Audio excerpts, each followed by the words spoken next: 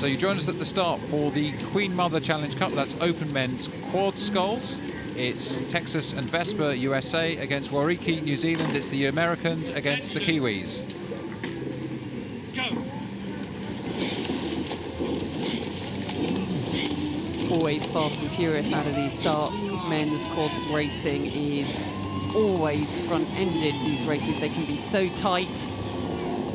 The New Zealanders are off to a really impressive start there. They haven't had the best European campaign so far. They've been over here for a while. They finished 11th in Poznan, and so Henley is forming a really important part of their kind of journey as a crew to, you know, step up a level each time they race and make sure they're at peak performance time when they get to the World Championships later this summer.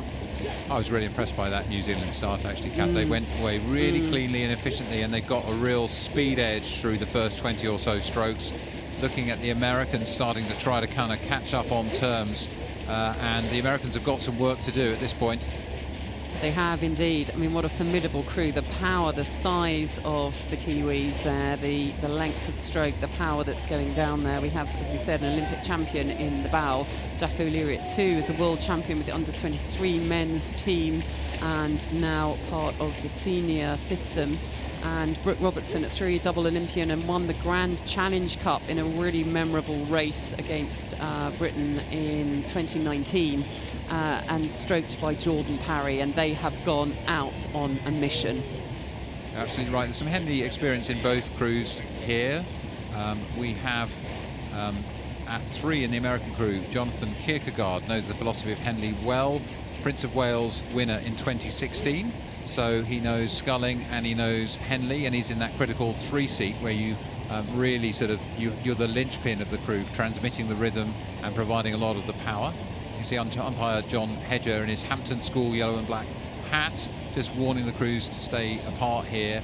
And the Americans really need to find a gear that's going to get them through the middle of the course, holding on to the New Zealanders and allowing them to try to attack, get a platform for their attack later down the track. It's a really tough call for the Americans. They're under pressure from the word go, weren't they? I mean, they're sculling well, they're sculling neatly, but the power of the Kiwis is at another level. But, you know, they're attacking, aren't they, still in that US crew? They're looking across, they're going to have a plan, they're going to know that it's the middle of the course when they can have a go, and it looks like they've raised their game a bit.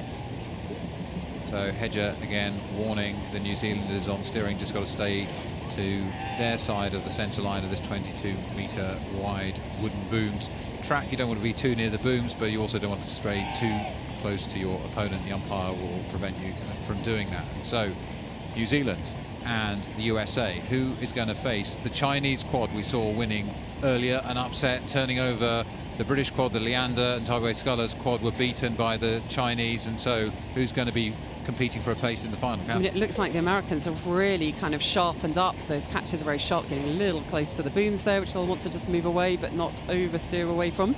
Yep, they have seen that. They need to not overcompensate there, but as they have started kind of sharpening up there, they are struggling with steering just for a moment, but they have had quite a push through that last 250 metres. You absolutely spotted it right, and we're now exactly at the halfway mark in 2,112-metre course.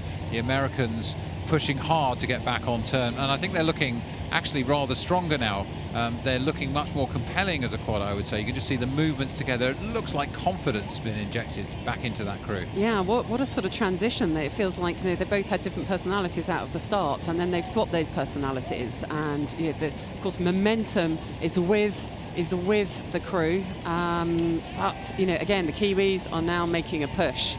So we just saw from that marker there that the Americans have come back to within about a quarter of a length. Looks like they're continuing to move, actually. They've got superior boat speed. The Kiwis, as you say, Kath, now need to respond. You can hear that they've lifted their rate as well, and they're attacking the Americans, but the attack of the Americans has given them the edge at this point. Yeah, I mean, neck and neck now, isn't it? They're under pressure, so this is a good test for the Kiwi quad. These are the sort of moments when they need to be able to use their experience and their power. But great moves, really getting back into the race from the US. You know, what have they got left now? James Plehouse sitting at stroke in the USA quad.